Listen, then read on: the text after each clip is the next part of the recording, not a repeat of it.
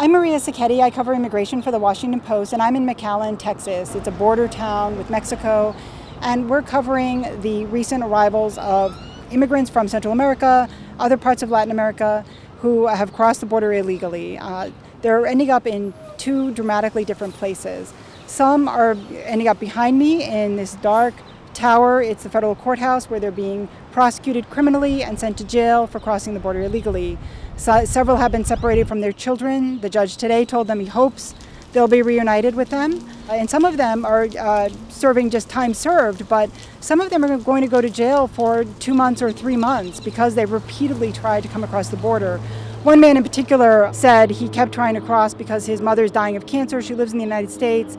She has just a few months to live, and he was sentenced to 2 months in jail. Behind us is Catholic Charities Humanitarian Respite Center, and there it's a very different situation. The people arriving there have been released, often with ankle bracelets so they can be found, and to make sure that they show up for their court hearings and their check-ins with immigration officials.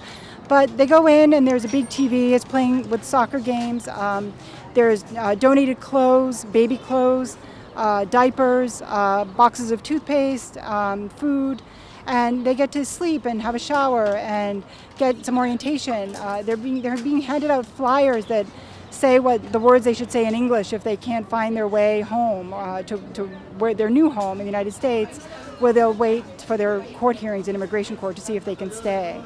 So one striking thing about being in this border town is just a few yards apart, immigrants are facing starkly different futures.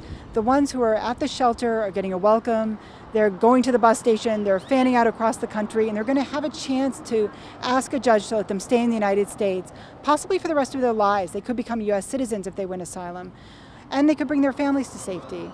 But the people behind me are federal prisoners. They have prison numbers, they're going to jail tonight, and they're going to end up after that in immigration detention where they'll be deported to countries. Many of them said they fled because they feared for their lives.